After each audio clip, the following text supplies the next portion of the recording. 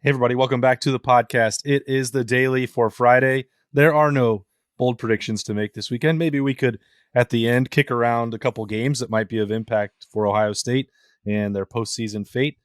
But I think we'll mostly stick to a quiet, strange, bizarre week in the Woody Hayes Athletic Center. That's Jeremy Birmingham and Bill Landis. I am Austin Ward. So we have received a million questions about what happened on Saturday. The three of us have not sat down for another conversation together since then. The topic that we get the most, Berm, is this program collapsing? And the answer, I think, is no, but we should probably explain why. Yeah, I don't believe that the answer is yes, and I can't really understand why anyone else would think it is either. Aside from 2011, which was obviously a year that I don't think anyone could do anything to change the outcome of that season, Ohio State has been the most recession-proof program in the history of college football. They are still one of the top 3 or 4 most talented rosters in the country, as they have been. They have some of the highest paid and most respected coaches in college football, and one of the most elaborate and dedicated, behind the scenes groups in the country with, Mark Pantoni and Brian Voltini and Mick Marotti. I don't think that the fundamentals have changed. I think what has changed is that the rest of college football is getting better, and Ohio State needs to not allow itself to be stagnant in some ways, and not allow itself to take things for granted that just because they are the Buckeyes that people will be afraid of them. Other than that, I don't think there's anything that's different. Before offering my thoughts, I want to tell everyone that we did not coordinate to all wear the same quarters for this episode. Yeah, but it's the first time it's ever happened. It's like we should probably go to the casino and play those slots. It does look like a slot. 777 right here. We hit the quarter zip jackpot. I was distracted by that. No, I don't. I do not find Ohio State's program to be broken either. I think that it's weird. Like, I think Ryan Day has like a little bit of a Michigan problem in the sense that that matchup is now equal, and he has to figure out a way to kind of get it back in Ohio State's favor, and has not handled it particularly well the last 2 years. And I think there's probably some philosophical questions about how they need to approach that game moving forward. But then on the other hand, we got a word on Thursday that the college football playoff is expanding in 2024, and the result of that game from that point forward will very much not matter in Ohio State's pursuit of a national championship. So it's like, I think I will say this out loud, and I realize when I say it out loud, everyone in Ohio State's fan base will scream. If Ohio State has a Michigan problem, who cares? Because it's not going to matter in 2 years. It will not lose. They can lose that game in perpetuity and still win a national championship once this dynamic changes. I understand that you want to win that game. No, I completely agree with what you're saying. But it's important, I think, to get to Austin's first point, which is if Ohio State doesn't make a 12-team playoff for 2 years in a row, let's talk about the program collapsing then. Okay, because at this point, it doesn't matter, as you're saying. I really thought Berm was going to tap in to just talk about the value of the rivalry. Trust me. I mean, we talked about that on Wednesday. The rivalry is changing. The tenor of this game and the importance of that late November game is no longer going to be the same. It's never going to be the same ever again. Even next year, if Ohio State and Michigan had the exact same season they had this year, they'd be playing again in this week. So it doesn't matter. I mean, the Big Ten championship game, when they go away with divisions, it doesn't matter as much. So yeah, there's no doubt that what this one game means is changing. So I certainly understand, and the emotions were raw on Saturday. They still will be, because nobody has publicly spoken from Ohio State this week, nor are they expected to. There's a possibility that Ryan Day might appear on game day if Utah beats USC, but you haven't heard from Gene Smith or Ryan Day or anybody else this week, and I don't think there's any real value from their side to doing so until they know what their fate is going to be. So because of the passion of this fan base and everyone that watches here on the podcast and ohiostate.rivals.com that reads there, like, they want answers and they want to know what happened on Saturday, and then they want to assign greater value to that. And I certainly understand why. But sometimes you lose a game. Like, sports are hard. Going undefeated is hard. And I know on Saturday, and throughout this week, we've talked about Ryan Day and play calling and what will happen as Brian Hartline gets an interview at Cincinnati, what happens if he leaves, or who's changing their social media profiles and what does that mean for the transfer portal. Ohio State is judged by that one game, and they asked for that to be the case, but that's also not a healthy or realistic way of looking at the overall strength of the program, in my opinion, because it remains as solid today as it did last Friday. I think one way, let me couch it this way. Based off the results of the last 2 years, is Ohio State still unequivocally the best program in the Big Ten? Well, they're about to be 2 years removed from winning the league, so I'd have to say. So that in itself is a problem, right? Okay. Ohio State was the best program in the Big Ten when Ryan Day took over, and now you can certainly make the argument that it is not. That's a problem. Well, yeah, that certainly is a change and for Ohio State, the goal is to always be the best program in the Big Ten. So yeah, that's an issue. Does that mean that the program is falling apart? No. Does that mean the program has taken a step back? Maybe, but I don't think that. I think you can have that conversation while recognizing that Michigan also got better, and so it's not like it's one or the other. I think sometimes it's a little bit of both. And now, as you said earlier, this is on Ryan Day now to fix it. He has to figure out which buttons to push, which changes to make sure that next year, even though they may play Michigan 2 weeks in a row, that they're the team that wins the game first, because that one matters the most. It's the one on your home field. It's the one in front of your home crowd. You can't lose that game in front of your home crowd. That's it hasn't happened in 22 years. So, you do have to reset some things if you're Ryan Day. But as I said on Monday at Roosters, you're not in a position where you have to throw the baby out with the bathwater here. It's not that dire. Yeah. Just to clarify something, I want to make sure, I wasn't telling Ohio State fans that they no longer have to care about the Michigan game. I would never. I don't know, Bill. We've been on this show for 5 minutes. You said the Michigan game doesn't matter and that Ryan Day made Ohio State's program worse. So we're off to a great start. I don't know if he made the program worse, but their standing is different. I think the program is still a good program, but their standing is now different, and he's the guy running it. But if you want to hold the Michigan game above anything else that Ohio State could conceivably do in a season, that is your prerogative, and I will not tell you to do otherwise. But the dynamics are changing if you're someone for whom the only thing that matters is winning a national championship. The hard part for me in answering the question that you asked, Bill, which is a very good one, because they've lost the last 2 editions of the game, and they've not won the Big Ten in those 2 years because of that. I still think if you asked me and you put them all on paper, 1 through 85, entire coaching staff, recruiting apparatus, facilities, everything across the board, who still has the best program in the Big Ten, I don't think there are many people anywhere that would say, give me the one in Ann Arbor over the one in Columbus. Mm-hmm. Everything that is still in place for Ohio State, that's what I meant from last Friday to now to a week from now, no matter what happens on Friday night or Saturday with USC or TCU, certainly the perception of Ohio State can change dramatically if they get into the 4-team field and then could easily win 2 games. Wouldn't be that far-fetched for that to happen for them. But even setting all of that aside, I think taking the results of those 2 games, as significant as they are, and they decided everyone's goals in a lot of championships, to me, it doesn't change the rest of the dynamic. And if who's the best program overall, 364 days out of the year, that's Ohio State. Now you have to ask a different question, which is, why didn't that translate on the 365th day in the last 2 years? And that's what's hard, because it's the ultimate small sample size. And that's the way the sport is played. That's the part that I think it's sometimes crazy. And we can say whether it's fair or unfair to evaluate it that way, but that's there's no changing that fact.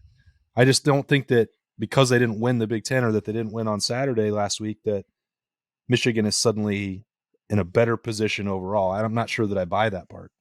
No, I think Michigan has proven itself on the field in the last 2 years that they are a more disciplined team than Ohio State, that they perhaps are executing on game day at a higher level. I don't think, even if we watch the rest of the last 6 weeks for Ohio State, take the Michigan game out, Ohio State has not executed particularly well in the second half of the season, and you can ask him fair questions about, and this is what I said last week, like what happened in that off week where Ohio State was playing better football than anyone in the country, and then they come back from the off week and are completely disjointed on offense and don't really look like they have the same fire on defense. And I wasn't sure what happened, and I'm still questioning that. And those are questions that have to be answered. But to Austin's point, if you take the program top to bottom, most people that aren't wearing a giant block M are going to take the one that's scarlet and gray colored. So Ryan Day has some major questions to answer, but I don't think that it's a situation yet where the Buckeyes need to be looking at the program as a whole and saying, oh, we have to make wholesale changes. I just don't think that's where they're at. Yeah, I don't think that's where they're at either. I think the fact that it's up for some debate is a little bit of an issue, but I agree with what both you guys said, that you stack both programs up side by side. I think I would still take Ohio State's, and like teams and programs are different, like individual years are different. At some point, I suppose they start to dovetail a little bit, but I don't think Ohio State's in that place right now. It's like, it feels similar to me sometimes, like the conversation we have like about like Ohio State and Alabama. It's like, yes, Alabama is they have a million national championships. It's probably a better program than Ohio State, but that doesn't mean that on certain years Ohio State can't get on the field and beat them. And I think that's kind of the position that Michigan finds itself in now too. That the gap has closed, as I talked about with Nick Baumgartner on Thursday on the Daily. I think the coaching gap in this rivalry has closed, but I don't think that Michigan has necessarily gone past Ohio State now as the unequivocal best program in the Big Ten. Yeah, and that's the question. Why has that coaching gap changed? That I think is important to try to figure out. I mean, obviously the last 2 years you've seen Jim Harbaugh bring in defensive coordinators from the NFL who do things a little bit different. Ryan Day made a decision to bring in a defensive coordinator from Oklahoma State. Obviously, Jim Knowles was the most sought-after defensive coordinator in the country a year ago. If he didn't get hired by Ohio State, he was going to end up at Clemson. If he didn't end up there, he's going to end up at Penn State. These are programs everyone wanted Jim Knowles. But it is a different philosophy than coming from the NFL. And I do wonder if Ryan Day's offensive philosophy, which is very NFL driven, is more easily bested by a defensive coordinator from the NFL who understands multiple things and how to handle the way that Ohio State runs their offense a little bit better. So I think that's a conversation that can be had. Maybe Ryan Day needs to find an offensive coordinator from the NFL.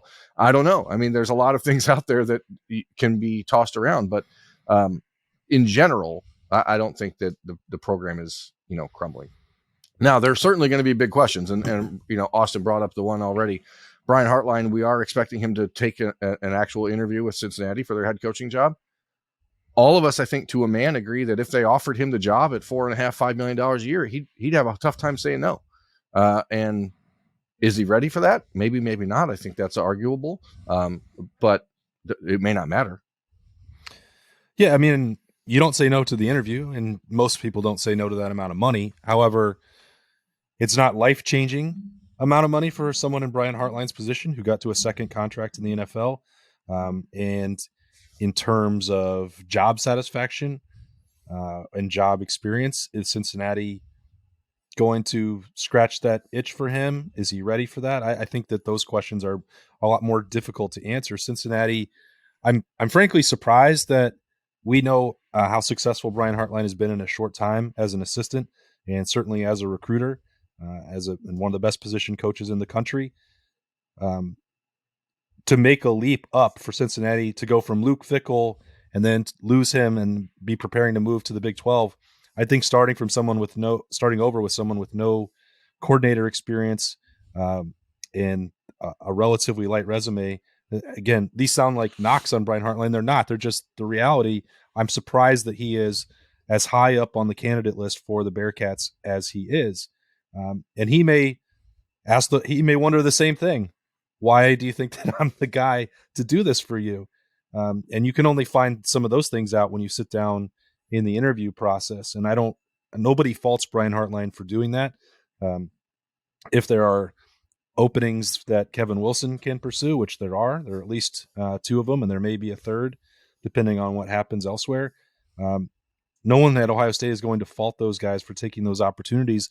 And if they take them, that also doesn't mean that the program is going to be in shambles by any stretch of the imagination. Losing position coaches happens everywhere, every single year.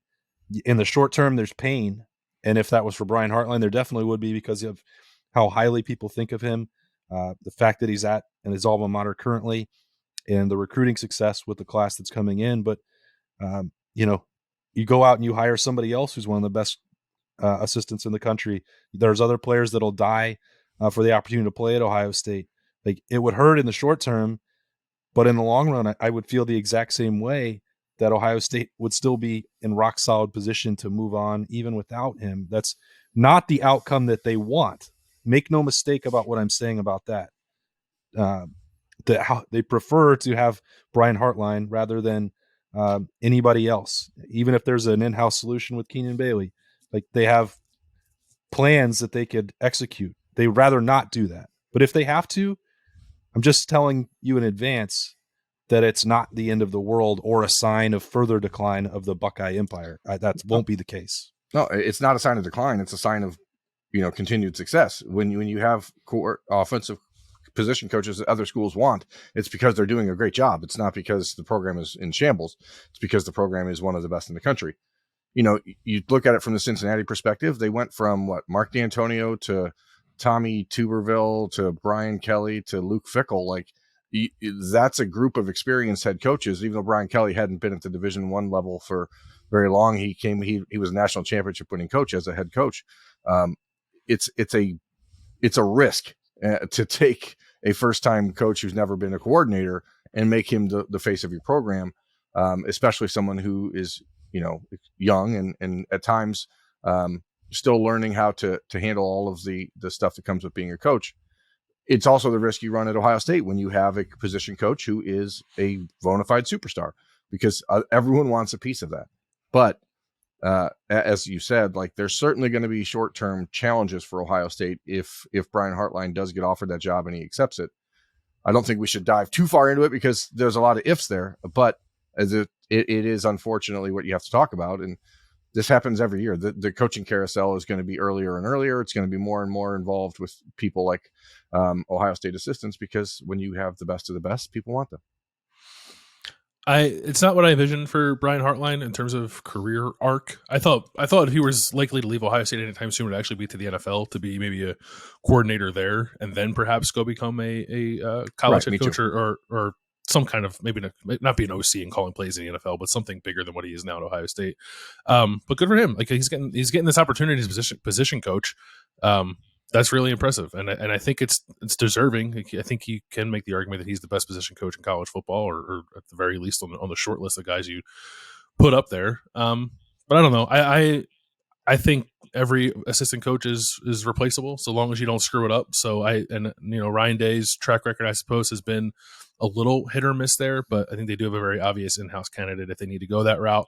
But we'll see what Brian does. It could be like Austin said, take the interview for the experience, if nothing else. And I guess maybe Berm, you might be able to speak better to this. Like, the fact that he's even in those conversations now, Brian Hartline, probably creates issues for Ohio State, regardless of what decision he makes, because now it's just going to be every year. Is this going to be the year that he jumps? Maybe not all that dissimilar to the Larry Johnson retirement rumors. So that's probably a challenge no matter what, but it's not a challenge that I don't think Ohio State isn't capable of overcoming. No, it's the same challenge they've been dealing with Ryan Day for the last 4 years. I mean, Ryan Day was, rumored to be leaving Ohio State for Mississippi State in 2018. Like, there's been rumors of all these coaches every year. There's rumors of Tony Alford leaving. There's rumors of Brian Hartline leaving. There's rumors, we're all sort of waiting on pins and needles to see if Indiana decided to fire Tom Allen because Justin Fry's a likely candidate to replace him. There's conversation about what happens with Larry Johnson. I mean, this is the way it is at Ohio State. I think it's particularly frustrating if you're an Ohio State fan to have to hear it right now, because we're 3 weeks away from the early signing period. You have 3 5-star receivers committed in this class. The likelihood that all 3 of them stick in that group, and then Bryson Rogers, a high 4-star, all stick if Brian Hartline were to depart in the next couple days, that's not very high, regardless of whether or not Keenan Bailey is immediately named to replace him, because Ohio State has to then challenge itself. Is there a better out-of-market name that will make a bigger splash down the road? Keenan Bailey, obviously, they love him. They've fought tooth and nail to keep him in the program the last couple of years. But is he ready to be that guy at Ohio State? I don't know. I mean, these are big questions that have to be answered. So I think a lot of people looked at Brian Hartline and the arc of his career and thought this is a Luke Fickell type situation where he can be an assistant at Ohio State for 7, 8, 9, 10 years, grow into a coordinator role, be an associate head coach, and be the guy to take over for Ryan Day when Ryan Day decides to leave. And I think most people would just prefer that happen. You know what I mean? Like that just seems to be the nicest way for all this to go. So Cincinnati, appreciate the reaching out, but no thanks. They're good. You know, like that's the way people want this to go. I think it's the way that ultimately Brian Hartline envisioned it to go. But now you have the phone call coming in and you have to answer it. I mean, you have to answer it. Yeah, I don't think that Brian Hartline expected before the season that would be. Yeah, a lot of people are going to call trying to get him and lure him away as an offensive coordinator.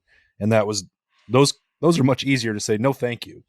Most schools can't pay him more than he's already making as a position coach to go be a coordinator. So there's all that conversation about, does he need that experience if he wants to be a head coach? Well, I mean, why? He was comfortable in the role that he had. And now he's already got evidence that some schools are going to knock on his door without even taking that step. So we'll see how that transpires. Again, we spent probably more time on it than it merits considering the uncertainty, because we'll have to talk about it again, no matter what he decides and how Ohio State proceeds from there.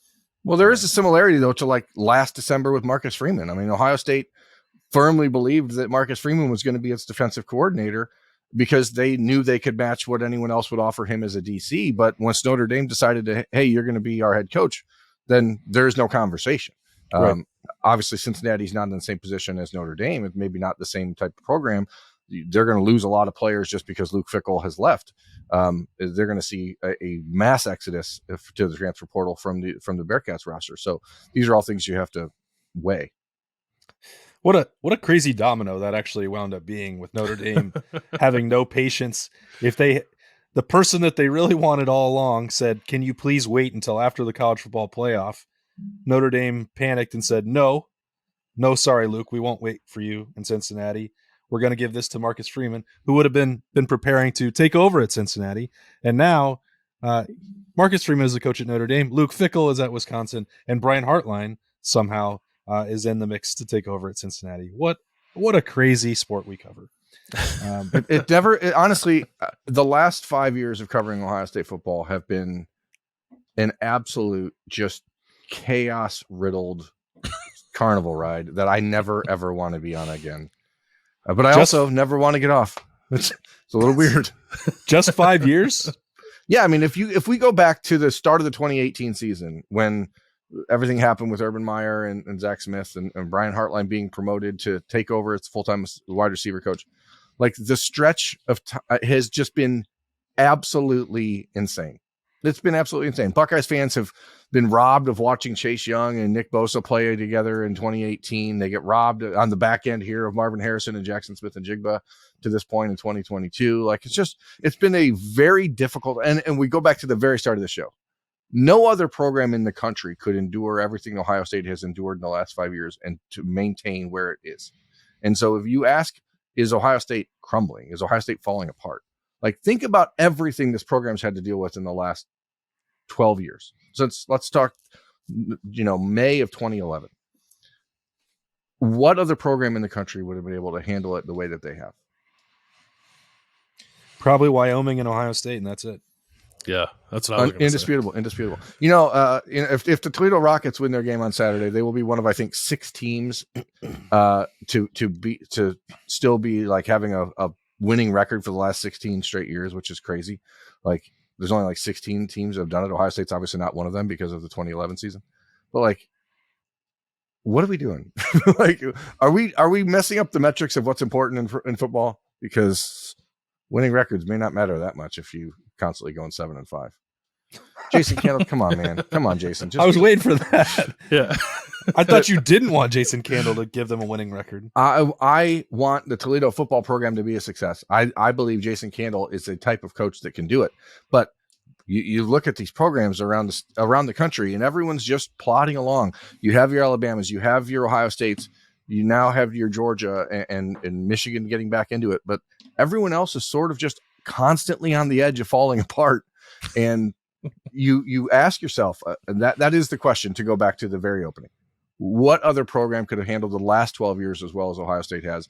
And why would anyone who's followed this program think that what's happening now is enough to cause it to crumble moving forward? Well said. Bold predictions for this weekend. Berm, you wanted to make them. You only get one. What's going to happen? Kansas State is going to beat TCU by 17 points. They were absolutely boat racing TCU the first time they played them and choked. I don't think that will happen again. I think that they know the recipe to beat TCU, and I think they're going to beat them bad enough that the argument we were having on Wednesday about TCU's being in the playoff regardless because they can't punish them for losing the conference championship game, I think will be much harder to make when TCU beats them by 3 scores, or when Kansas State beats them by 3 scores. And I think Ohio State will get in the playoff because of that. It's funny to me just thinking about that conversation because it applies with Utah and USC as well. Like we've always heard in the years past with the selection committee, well, they get a chance to erase that loss, atone for their loss.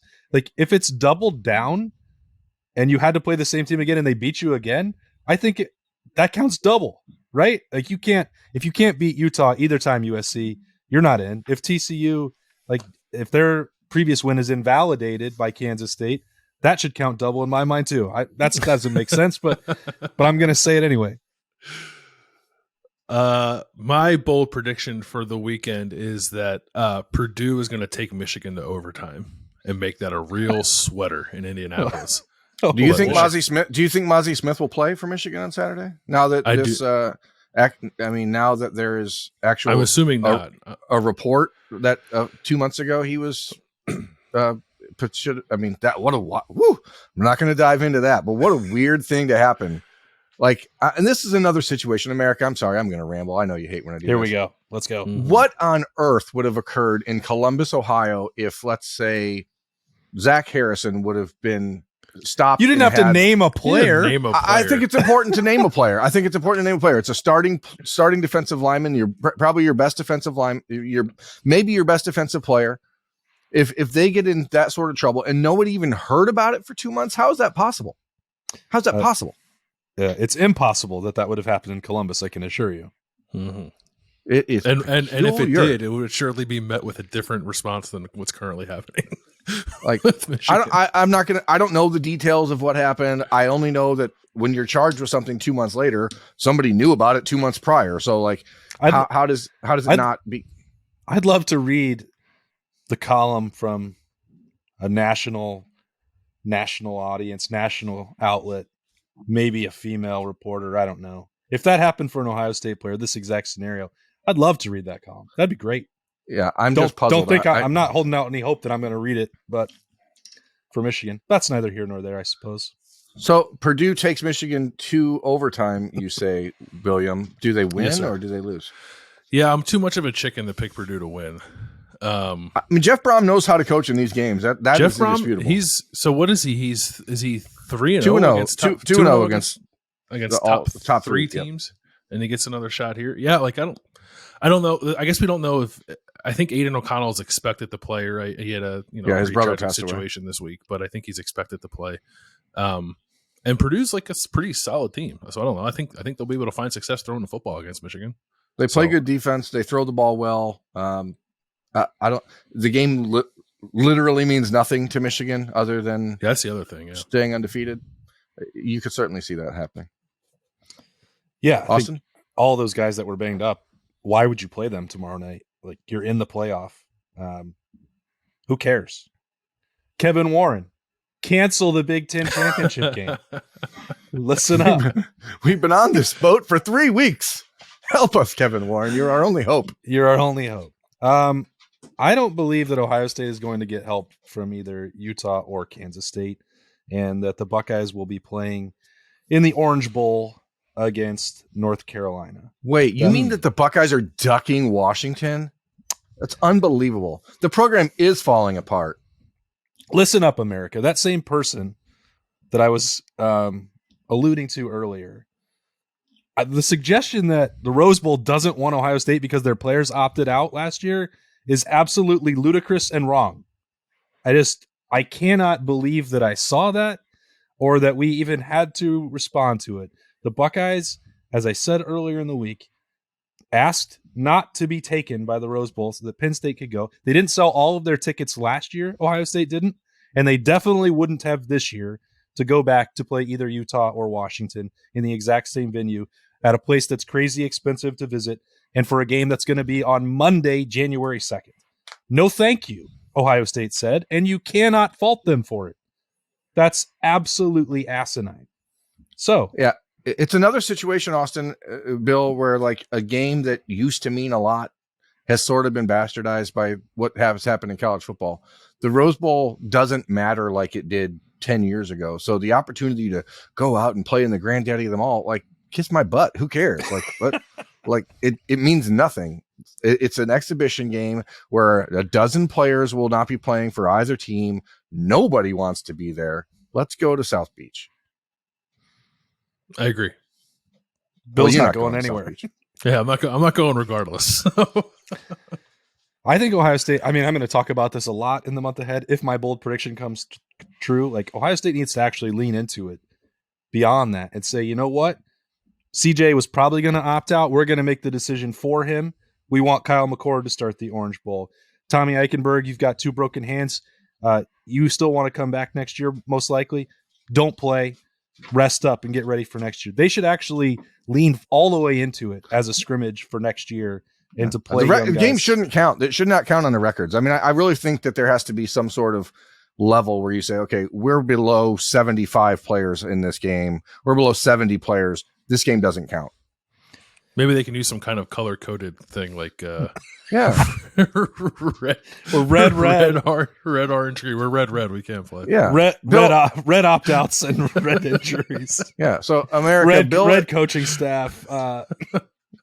Just so everyone knows, Bill's not going to the playoff if Ohio State's in the playoff or the bowl game because Bill's getting ready to have a baby. So if you think Bill should drop his registry into the comments so that people can buy him and his wife gifts for their first child, I'm for it, and I think we should probably crowdsource some giftage for old William and his first baby. So no one's purchased the PS5 off the registry yet. So if anyone wants to do that baby needs that PS5. Why did you never think for us to come up with our own registry for any of our own life? I don't know. You guys want to hear a funny story? So when I was a senior in high school, I was getting, my birthday is October 1st. So it was like 3 weeks before homecoming. I would just go around on my birthday and I'd ask everyone in the school. My school was fairly large, 2,000 people or so. And I would say, it's my birthday. I was not an unpopular person. I, had a fairly eclectic group of friends. I would just walk around the halls and I'd say, it's my birthday. What did you get me this year? And without fail, people would say nothing. They'd say, I didn't get you anything. I didn't know it was your birthday. And I would say, well, today's my birthday. How about you just give me $1? And my senior year, I made $475.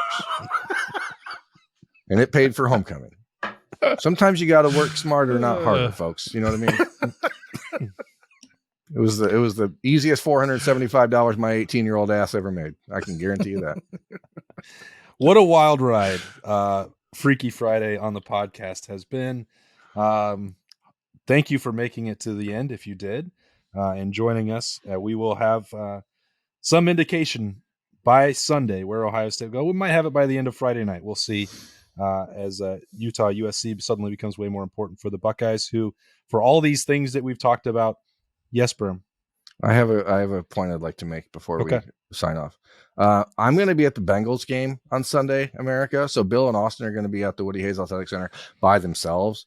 So they're going to do their best to make sure that the quality of the content that is uploaded is right on par. So if it's not, I want to be proactive and saying it's not my fault. What had happened was, and we're going to go from there. So that's it. Okay. You wanted to make sure. I'm throwing a few guys under the bus just in case. Preemptive. Wow. Yeah. I just think it's important that people understand. We understand that's a big day on Sunday. It's an important conversation that you two will be having. But I feel like I want to make sure people know, A, why I'm not there, but also B, that like the snap judgments, Snappy Jays may not have some fancy graphics or anything like that. So just take it easy on my guys. You know what I mean? Appreciate it. Yeah. Great. We nailed it. I think we're just going to record it as we do remotely, and we're going to send it to Berm, and he can edit it from the stadium. That's right. It's not entirely possible. But maybe we can like find someone inside of the Woody Hayes Athletic Center to help you guys with a video edit on Sunday. They might be busy. We'll figure something out, as we tend to do. Anyway, this has been the Podcast Daily Freaky Friday version. Very different than the rest of the year, obviously. But we will see you on Sunday in some form or fashion, but not Berm. But for Berm, Bill, I'm Austin. We will see you later. Enjoy your weekend.